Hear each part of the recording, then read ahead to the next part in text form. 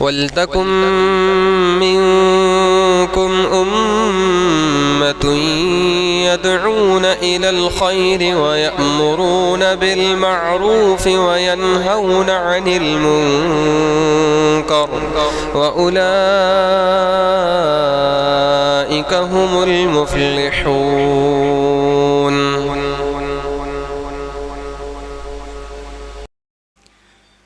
ہر قسم کی حمد و ثنا، بڑائی، بزرگی، کبریائی اللہ سبحانہ وتعالیٰ کے لیے ہے۔ بے شمار درود و سلام اللہ کے آخری نبی احمد مصطفیٰ محمد مصطفیٰ صلی اللہ علیہ وسلم پر رحمت و بخشش کے دعائیں ہوں صحابہ کرام، تابعین اعظام اور محدثین کرام کے لیے۔ محترم بزرگوں، نوجوان دوستوں، پیارے بچوں اور میری پردہ نشین ماں اور بہنوں، میں نے سورہ مائدہ کی آیت نمبر 48 کا ایک ٹکڑا آپ کے سامنے پڑھا ہے۔ اسی آیت کی روشنی میں آج جس موضوع پر چند باتیں آپ کے سامنے رکھنے کی کوشش کروں گا وہ ہے منہج سلف کی معرفت کیوں اور کیسے۔ یہ ایک سوال ہے اور اسی کا جواب انشاءاللہ ہم تلاش کرنے کی کوشش کریں گے۔ اللہ سے دعا ہے کہ العالمین ہم سب کو سمجھنے عمل کرنے کی توفیق عطا فرمائے۔ حضرات گرامی، آج ہم جس دور سے گزر رہے ہیں، حالات ایسے ہیں کہ ایک حق کے متلاشی کو، حق کو تلاش کرنے والے کے لیے صحیح چیز، صحیح دین اور صحیح اسلام تلاش کرنا انتہائی مشکل ہے۔ اس لیے کہ آج ہر گروہ، ہر فرقہ اپنے مذہب اور اپنے مسلک اور اپنے افکار و نظریات کو قرآن و سنت سے مزین کرنے کی ہر ممکن کوشش کرتا ہے۔ یہاں تک کہ آپ دیکھیں گے کہ قادیانی بھی ٹی وی چینلوں پر بیٹھ کر کے اور سوشل میڈیا کے اوپر بیٹھ کر کے اور اسلام کی تعبیر و تشریح کر رہے ہیں۔ تو ایک وہ انسان جس کو صحیح دین چاہیے، صحیح منہج چاہیے، صحیح طریقہ چاہیے، کس کی دعوت صحیح ہے، کس کی دعوت غلط ہے، یہ پہچان کرنا، یہ فرق کرنا ایک عام انسان کے لیے مشکل ہو گیا ہے۔ اس لیے کہ ہر کوئی اپنے بات کے دلیل کے طور پر، ثبوت کے طور پر قرآن و سنت کا حوالہ دیتا ہے۔ کتاب و سنت کے حوالے ہر ایک کے پاس ہیں، یہاں تک کہ جو قبروں کے پجاری ہیں وہ بھی اپنے اس پوجے جانے کی دلیل کتاب و سنت سے پیش کرتے ہیں۔ ایسے وقت میں ایک بہت بڑا المیہ بن چکا ہے کہ ہم کو پتہ کیسے چلے کہ ایک ہی آیت ہے، نبی رحمت صلی اللہ علیہ وسلم کی ایک ہی حدیث ہے، اسی ایک آیت سے، اسی ایک حدیث سے دو متضاد باتیں، دو متضاد عمل، دو متضاد عقیدے اخذ کیے جا رہے ہیں۔ وہی آیت پڑھ کر کے ایک گروہ، ایک طبقہ، ایک فرقہ ایک عقیدہ پیش کرتا ہے، اور اسی آیت کو پڑھ کر کے ایک دوسرا گروہ، دوسرا انسان، دوسرا شخص ایک نیا عقیدہ پیش کرتا ہے۔ وہی حدیث پڑھ کر کے ایک انسان عمل کرنے کا طریقہ کچھ اور بتاتا ہے، وہی حدیث کی کتابیں پڑھ کر کے ایک انسان، ایک فرقہ، ایک گروہ کوئی اور ہی عمل بتا رہا ہے۔ ایسے وقت میں ہم پہچانیں کیسے کہ اس حدیث سے اور قرآن کی اس آیت سے صحیح مفہوم کس نے سمجھا ہے؟ آیا اس انسان کی بات صحیح ہے یا دوسرے انسان کی بات صحیح ہے؟ کس کا استدلال صحیح ہے اور کس نے قرآن و سنت سے صحیح دلیل پیش کیا ہے، کس نے اسلام کی صحیح تعبیر پیش کی ہے؟ یہ پہچاننا بڑا مشکل ہو گیا ہے۔ کیا شریعت اسلامیہ نے ایسے دو متضاد عقائد، ایسے دو متضاد عمل جو لوگ پیش کر رہے ہیں، کیا ان کو پرکھنے کا، ان کو پہچاننے کا کوئی معیار اور کسوٹی دیا ہے، یا شریعت اسلامیہ نے اس کو ایسے ہی چھوڑ دیا ہوا ہے کہ ہر انسان کتاب و سنت کو اپنے اعتبار سے سمجھے اور سمجھ کر کے اپنے اعتبار سے جیسے چاہے ویسے اس کے اوپر عمل کرے؟ کیا اس بارے میں ہر ایک انسان آزاد ہے یا شریعت کا وہ پابند ہے؟ اس کا سیدھا سا جواب ہے جن لوگوں نے آزادی اختیار کی، جن لوگوں نے یہ سوچا کہ ہم تو کتاب و سنت کے پابند ہیں. اللہ کے نبی صلی اللہ علیہ وسلم نے فرمایا ترکت فیکم امرین لن تضلوا ما تمسکتم بہما کتاب اللہ و سنتی. ہم تمہارے درمیان دو چیزیں چھوڑ کے جا رہے ہیں، ایک اللہ کی کتاب ہے اور ایک میری سنت ہے. ان دونوں کو پکڑے رہو گے کبھی گمراہ نہیں ہوگے. تو جب ہم کو دو چیزیں دی گئیں، ایک کتاب اللہ ہے، ایک سنت رسول ہے، سوال یہ پیدا ہوتا ہے، بعض سارے لوگ یہ اشکال پیدا کرنے کی کوشش کرتے ہیں یہ تیسری چیز منہج سلف کہاں سے لے کر کے آئے، اس کی ضرورت کیا ہے اور اس کی دعوت کیوں دی جا رہی ہے. یہ کوئی تیسری چیز نہیں ہے، بلکہ سوال یہ ہے کہ اللہ کے نبی صلی اللہ علیہ وسلم نے دو چیزیں ہمیں دی ہیں اور دو چیزوں کو پکڑے رہنے پر ہدایت کی ضمانت اللہ کے نبی صلی اللہ علیہ وسلم نے دی ہے. لیکن سوال یہ ہوتا ہے کہ اس کتاب و سنت کو سمجھنے کے لیے، اس کتاب و سنت کو سمجھنے کے لیے کوئی کسوٹی چاہیے، کوئی معیار چاہیے، اور جب تک ہم اس کو سمجھیں گے نہیں اس کے اوپر عمل کیسے کریں گے؟ یہ سوال ہے. پہلے سمجھنا ضروری ہے، اس کے بعد عمل کا سلسلہ شروع ہوتا ہے. تو سمجھنے کے لیے ایک پیمانہ چاہیے، عمل کرنے کے لیے بھی ایک پیمانہ چاہیے.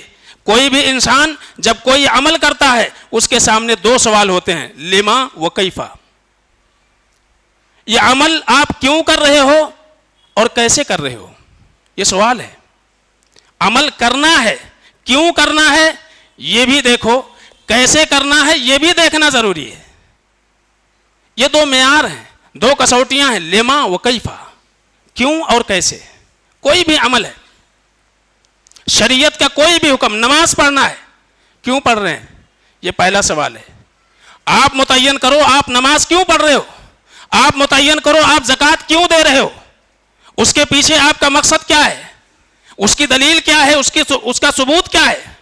پھر کیفا، کیسے آپ ادا کرو گے، نماز کیسے پڑھو گے، روزہ کیسے رکھو گے، آپ طے کرو گے یا آپ نے جس کو بڑا مانا ہے وہ طے کرے گا، یا جس ذات کے اوپر شریعت اتری ہے وہ طے کریں گے. اسی کو ہم کہتے ہیں منہج. اللہ تعالیٰ فرماتے ہیں لِكُلٍّ جَعَلْنَا مِنْكُمْ شِرْعَةً وَمِنْهَاجًا. ہم نے تم میں سے ہر ایک امت کو ایک شریعت دی ہے اور ایک راہ عمل دی ہے. اللہ نے شریعت بھی دی اور ساتھ ساتھ میں راہ عمل بھی دیا.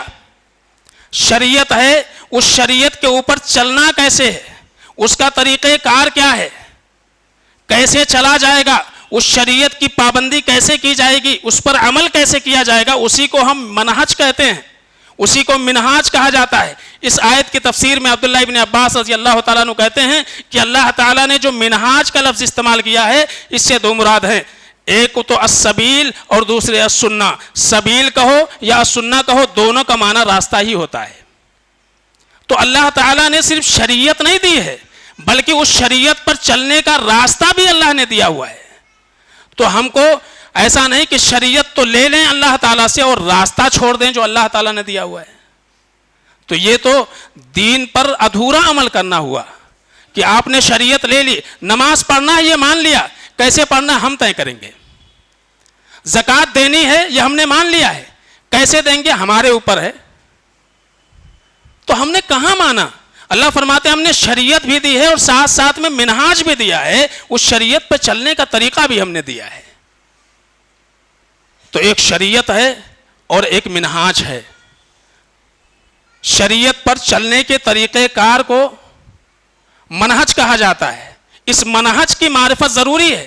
آج جتنے بھی بگاڑ ہیں، فرقہ بندیوں کے جتنے بھی وجوہات ہیں، ان وجوہات میں سے ایک بڑا سبب یہی ہے کہ لوگوں نے شریعت تو سمجھا لیکن شریعت کے منہاج کو چھوڑ دیا ہے، طریقہ کار کو چھوڑ دیا ہے. اس شریعت کو سمجھیں کیسے اور اس کے اوپر عمل کیسے کریں. شریعت کو سمجھنے میں بھی آزادی کا راستہ اختیار کیا اور شریعت پر عمل کرنے میں بھی آزادی کا راستہ اختیار کیا. اور سارے بگاڑ کی جڑ یہی ہے. اسی لیے بار بار دعوت دی جاتی ہے.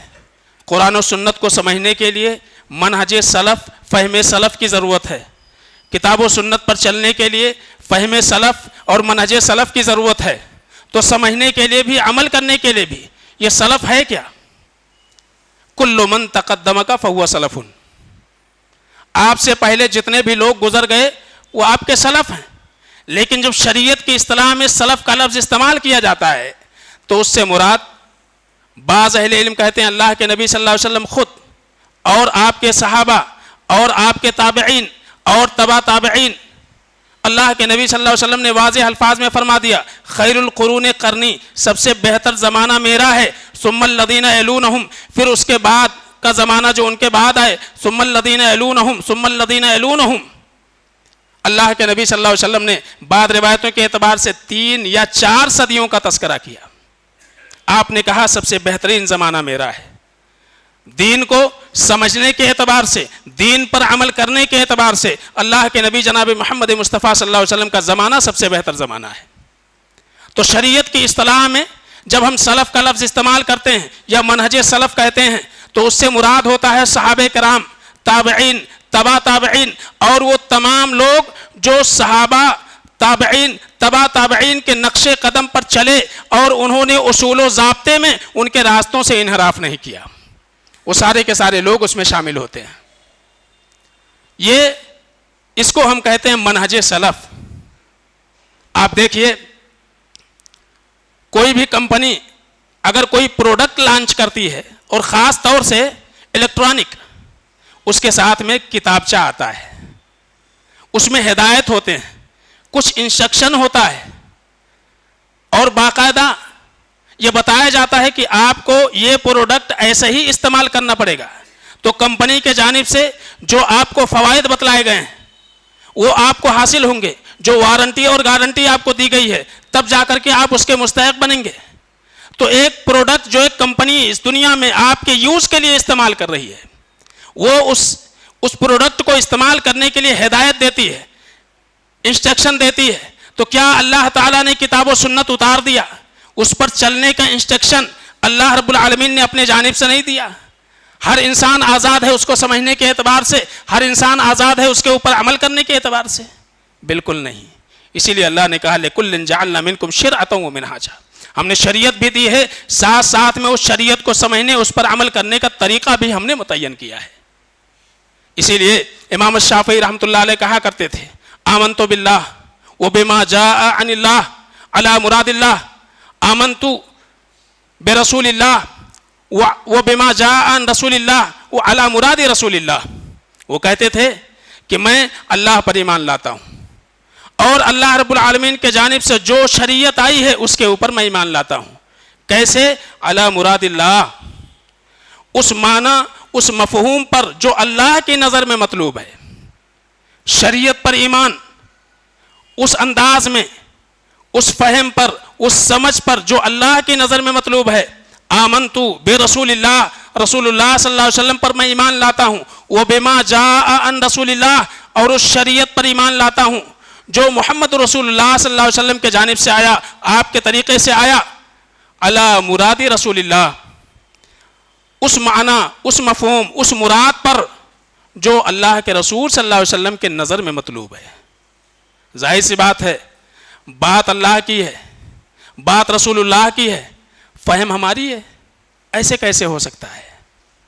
آپ جو بات کرتے ہیں سامنے والا کبھی کبھار کنفیوز ہو جاتا ہے، اس سے کچھ اور مطلب مراد لیتا ہے. آپ کہتے ہیں بھائی میرے کہنے کا معنی یہ نہیں تھا، ہم یہ کہنا چاہتے تھے. آپ اپنی بات کا مفہوم خود ہی متعین کرتے ہو. تو اللہ رب العالمین کیا اس بات کا حق نہیں رکھتا کہ اللہ رب العالمین اپنی کہی ہوئی بات کا مفہوم خود ہی متعین کرے؟ کیا رسول اللہ صلی اللہ علیہ وسلم اس بات کے مستحق نہیں ہے کہ اپنی کہی ہوئی بات کا مفہوم خود ہی متعین کریں؟ بات اللہ کی ہے، بات رسول اللہ کی ہے، مفہوم ہمارا ہے، سمجھ ہماری ہے. یہ کیسے ہو سکتا ہے؟ بات اللہ کی ہے تو مفہوم بھی اللہ کا ہوگا، بات رسول کی ہے تو فہم بھی رسول کا ہوگا. فہم ہمارا نہیں، بات اللہ کی ہے، رسول اللہ کی ہے تو فہم بھی اللہ کی لینی پڑے گی، رسول اللہ کی لینی پڑے گی. اور جب بھی کسی نے صحابہ کرام، تابعین نظام کے فہم کو چھوڑا ہے، سلف کے فہم کو چھوڑا ہے، وہ گمراہی کے شکار ہوئے، وہ بھٹکے. اور اسی لیے خاص طور سے آپ غور کیجئے سورہ بقرہ آیت نمبر 137، اللہ فرماتے ہیں فَإِنْ آمَنُوا بِمِثْلِ مَا آمَنْتُمْ بِهِ فَقَدِ اهْتَدَوْا۔ چلو کچھ وقت کے لیے ہم چھوڑ دیتے ہیں کہ ہم شریعت عربی میں ہے، ہم کو عربی سیکھنے کا بڑا شوق ہے، ہم نے یہاں وہاں سے عربی سیکھنا شروع کیا، ڈکشنری لی، عربی جان لیا، ہم نے قرآن پڑھنے بیٹھے، قرآن کی یہ آیت آئی فَإِنْ آمَنُوا بِمِثْلِ مَا آمَنْتُمْ بِهِ فَقَدِ اهْتَدَوْا۔ وہ لوگ اگر ایمان ویسا لائیں جیسا کہ تم ایمان لائے ہو، پڑھنے والا کس کو مخاطب سمجھے؟ اپنے آپ کو، ظاہر سی بات ہے پڑھ وہی رہا ہے، وہی پڑھ رہا ہے، تو جیسا اے پڑھنے والے جیسا کہ تو ایمان لایا ہے ویسا یہ لوگ ایمان لائیں تو ہدایت پر آ جائیں گے۔ آپ مخاطب ہیں، قرآن تو آپ پڑھ رہے ہیں، تو کیا آمنتم بھی سے آپ مخاطب ہیں؟ فہم سلف کو چھوڑ دیتے ہیں، آپ مخاطب بنے۔ اب آپ اپنے ایمان کا جائزہ لو، کیا آپ کا ایمان ایسا ہے کہ اس کو معیار متعین کی جائے، اس کو کسوٹی متعین کی جائے؟ ہمارا ایمان کتنا ٹوٹا پھوٹا ہے ہم کو معلوم ہے، ہم کو پتا ہے ہماری عبادتیں کیسی ہیں، ہم کو پتا ہے ہمارے عقیدے کیسے ہیں، ہماری طرز زندگی کیسی ہے، نہ ہمارا شادی بیاہ صحیح ہے، نہ ہمارے عقائد درست ہیں، نہ ہی ہمارے نماز و روزے درست ہیں۔ ہم معیار بنیں گے، ہم کسوٹی بنیں گے؟ ظاہر سی بات ہے یہ کسوٹی، یہ معیار اللہ تعالیٰ نے ان لوگوں کو بنایا جو اس کے سب سے پہلے مخاطب تھے، جو اولین مخاطب تھے، مخاطب ہیں صحابہ کرام، اور بات ہو رہی یہود کے بارے میں۔ معیار اور کسوٹی اللہ تعالیٰ نے آپ کو نہیں بنایا۔ آج جو قرآن پڑھ رہے ہیں ہم اور آپ، قرآن کی اس آیت کو پڑھ رہے ہیں، ہم کو اللہ نے معیار نہیں بنایا ہے۔ فہم سلف کو چھوڑیں گے تو یہی نتیجہ نکلے گا کہ یہاں تو اللہ ہم سے مخاطب ہو رہا ہے، فَإِنْ آمَنُوا بِمِثْلِ مَا آمَنْتُمْ بِهِ، اے شخص جیسا تو ایمان لایا ہے ویسا یہ لوگ ایمان لا لے تو ہدایت یافتہ ہو جائے۔ تیرے اپنے ہدایت کا پتہ نہیں ہے، تو کسوٹی بنے گا، معیار بنے گا۔ صحابہ کرام کے ایمان، ان کا عمل، ان کا عقیدہ، ان کے ایمان کا اندازہ آپ لگائیے۔ قرآن کی ایک آیت نازل ہوتی ہے، اس کے اوپر اتنا یقین ہوتا ہے شرط لگا لیتے ہیں۔ سورہ روم کی ابتدائی آیتیں پڑھیں، اللہ کے نبی جناب محمد مصطفیٰ صلی اللہ علیہ وسلم جب نبوت آپ کو دیا گیا، 5ویں صدی کی بات ہے، نبوت کے 5ویں سال کی بات ہے، حالات اتنے خراب تھے کہ ایران روم کے اوپر غالب آ گیا تھا، اور اس دور میں یعنی نبوت کے 5ویں سال اللہ تعالیٰ نے ایک پیشین گوئی کی قرآن عزیز کے اندر، الف لام میم غلبت الروم، کہ آج روم مغلوب ہو گیا، لیکن فی بضع سنین، چند سالوں میں پھر یہ روم ایران کے اوپر غالب آئے گا۔ یہ نبوت کا 5واں سال ہے۔ صحابہ کا ایمان کیوں کسوٹی ہے، کیوں معیار ہے؟ حضرت ابوبکر صدیق رضی اللہ دور دور تک پتہ نہیں ہے، حالات روم کے انتہائی خراب ہو چکے تھے، امید ہی نہیں دکھائی دیتی تھی کہ دوبارہ اپنے قدموں پر کھڑے ہو سکیں گے۔ ایسے وقت میں قرآن کی آیت نازل ہوتی ہے، ابوبکر صدیق رضی اللہ تعالیٰ عنہ جا کر کے مشرکین سے شرط لگا لیتے ہیں، انتظار کرو، چند سالوں میں روم پھر غالب آئے گا ایران کے اوپر۔ لوگ ہنس رہے ہیں، مذاق اڑا رہے ہیں، تم حالات دیکھ رہے ہو روم کے کیسے ہو گئے، اس کے بعد تمہارا یہ دعویٰ ہے۔ کہا 100 اونٹ کی شرط لگاتا ہوں چند سالوں میں۔ اور اللہ تعالیٰ نے وہیں ایک پیشین گوئی اور کی کہ جب روم غالب آئے گا اسی وقت مسلمانوں کو بھی خوشی نصیب ہوگی۔ بہت زیادہ زمانہ نہیں گزرا، اور اللہ کے نبی صلی اللہ علیہ وسلم جب مکہ سے مدینہ پہنچے، غزوہ بدر جس دن مسلمانوں کو بدر کی فتح حاصل ہوئی، اسی دن روم کو غلبہ حاصل ہوا۔ یہ ایمان تھا ان کا۔ آج ہم بھی قرآن پڑھتے ہیں، ہمارے ایمان کا معیار ایسا ہی ہے۔ اللہ کے نبی جناب محمد مصطفیٰ صلی اللہ علیہ وسلم نے ایک موقع پر کہا تھا ایک شخص سے، یہ درخت دے دے، جنت میں ایک درخت دے دوں گا میں، اس کی ضمانت دیتا ہوں۔ وہ دینے کو تیار نہیں۔ ابو دہدہ رضی اللہ تعالیٰ عنہ کو پتا چلا، نبی رحمت صلی اللہ علیہ وسلم کے پاس گئے، اے اللہ کے نبی وسلم کیا یہ وعدہ ان کے لیے ہے، یہ کوئی اور بھی شریک ہو سکتا ہے؟ کہا کیا بات ہے؟ کہا کہ اگر میں یہ کر دوں تو؟ کہا کر دو، تمہارے لیے ضمانت ہے۔ 600 کھجور کے درخت ہے اعلیٰ قسم کے، اس سارا کا سارا درخت اس انسان کو دے کر کے ایک کھجور کا درخت خریدا، اللہ کے نبی صلی اللہ علیہ وسلم کے حوالے کر دیا. کیوں؟ اللہ تعالیٰ نے ایک درخت کا وعدہ کیا ہوا ہے جنت میں. یہ ایمان ہے صحابہ کا. فَإِنْ آمَنُوا بِمِثْلِ مَا آمَنْتُمْ بِهِ فَقَدْ اهْتَدَوْا. تو اس سے مخاطب ہم نہیں ہیں، ہم کو سلف کے فہم کی ضرورت ہے. اس وقت کے مخاطب صحابہ تھے، ان کا ایمان ہی کسوٹی اور معیار ہے، انہی کو اللہ تعالیٰ نے معیار بنایا ہوا ہے. ان کے فہم کو ہم کو لینا پڑے گا. قرآن کی ایک آیت اٹھائیں، اللہ کے نبی صلی اللہ علیہ وسلم کی ایک حدیث اٹھائیں، اس کے بعد سب سے پہلا ہمارا عمل یہ ہونا چاہیے محمد رسول اللہ صلی اللہ علیہ وسلم نے اس کا مفہوم کیا متعین کیا ہے، صحابہ نے اس آیت سے سمجھا کیا تھا، یہ پہلے ہم طے کریں. اور پھر جب یہ طے ہو جائے، یہ صحابہ کا فہم تھا، یہ تابعین کا فہم تھا، یہ تبع تابعین کا فہم تھا، اسی کے اوپر پابند رہنے کا نام منہج سلف پر پابندی ہے. اسی پر پابندی ضروری ہے. آپ دیکھیے خوارج کا جو فتنہ اٹھا، انہوں نے کیا کیا تھا؟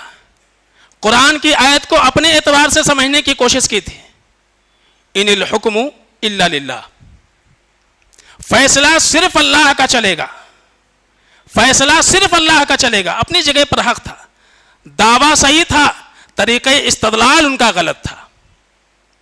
اور یہ بنیاد بنا کر کے اس آیت کو انہوں نے صحابہ کرام کی جماعت کو کافر قرار دے دیا.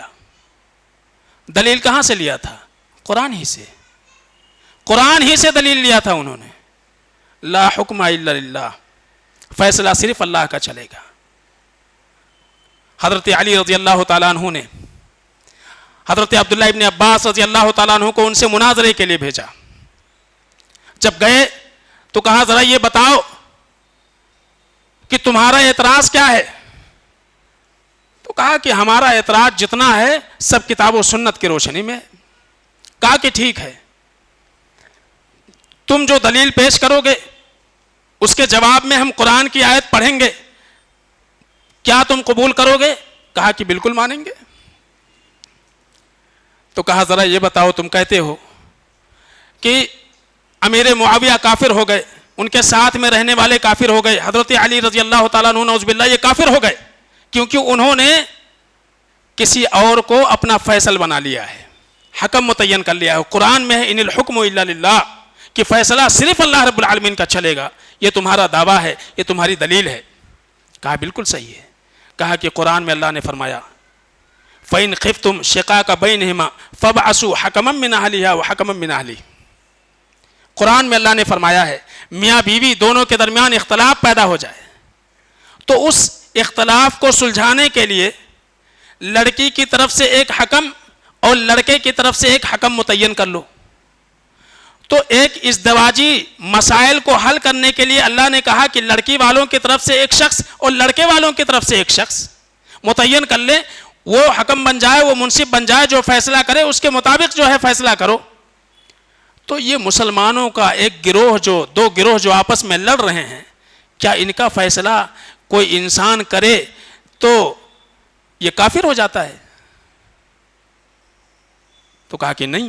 تو کہا جو اصول تم نے یہاں اختیار کیا وہی اصول وہاں بھی ہے.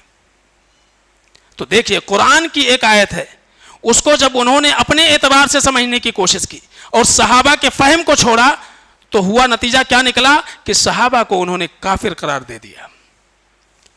کہا دوسرا اعتراض کیا ہے؟ کہا دوسرا اعتراض یہ ہے کہ دونوں آپس میں لڑ رہے ہیں اور جب فتح مل رہی ہے تو نہ تو مال غنیمت اکٹھا کیا جا رہا ہے اور نہ ہی قیدی بنایا جا رہا ہے، اور جب لڑ رہے ہیں تو فتح پانے پر قیدی بھی بنانا چاہیے، مال غنیمت بھی ہونا چاہیے. کہا بالکل صحیح ہے، لیکن سوال یہ ہے کہ قرآن میں اللہ تعالیٰ نے فرمایا ہے النبی اولا بالمؤمنین من انفسہم وازواجہ امہاتہم، کہ اللہ کے نبی صلی اللہ علیہ وسلم مومنوں پر ان سے زیادہ حق رکھتے ہیں اور اللہ کے نبی صلی اللہ علیہ وسلم کی بیویاں یہ مومنوں کی مائیں ہیں.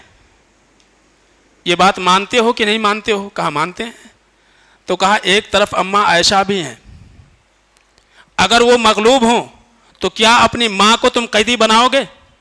یا تو ان کو ماں مت مانو تب بھی دین اسلام سے باہر ہو جاتے ہو، اور اگر ماں بنا کر کے، ماں مان کر کے ان کو قیدی بناؤ تب بھی اسلام سے باہر ہوتے ہو۔ تو قرآن کی ایک ہی آیت ہے، فہم الگ ہے، اس لیے کہ صحابہ کے فہم کو چھوڑ دیا، منہج سلف کو چھوڑ دیا، فہم سلف کو چھوڑ دیا۔ کہا تیسرا اعتراض کیا ہے؟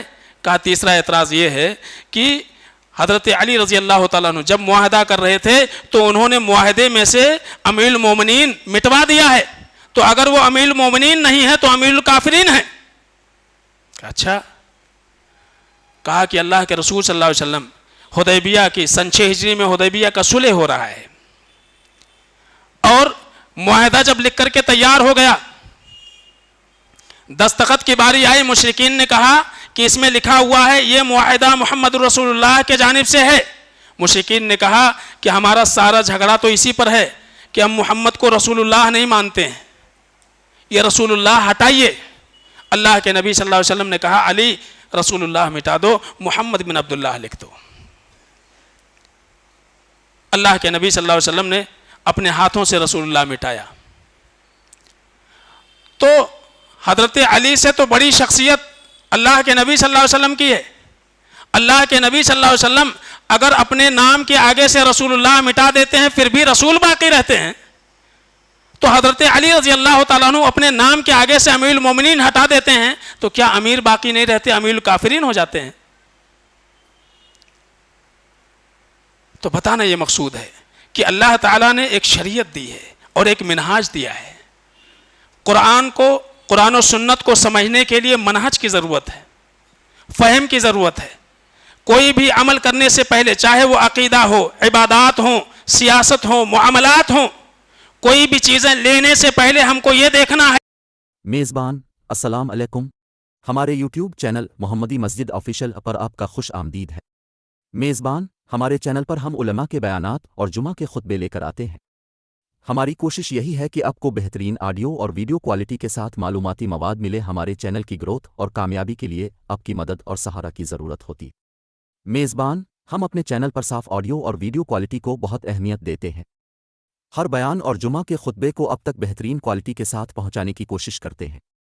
آپ کو کرسٹلکل آڈیو اور ہافنشن ویڈیو کے تجربے کے لیے ہم اپ ٹو ڈیٹ آلات کا استعمال کرتے ہیں۔ میزبان، اس لیے میں اب سب سے ایک مخلص درخواست کرتا ہوں، براہ کرم ہمارے چینل محمدی مسجد آفیشل کو سبسکرائب کریں اور ہماری کمیونٹی کا حصہ بن جائیں۔ آپ کی حمایت سے ہم اپنے مواد کو اور بہتر بنا سکتے ہیں اور اب تک بہترین بیانات اور جمعہ کے خطبے پہنچا سکتے ہیں۔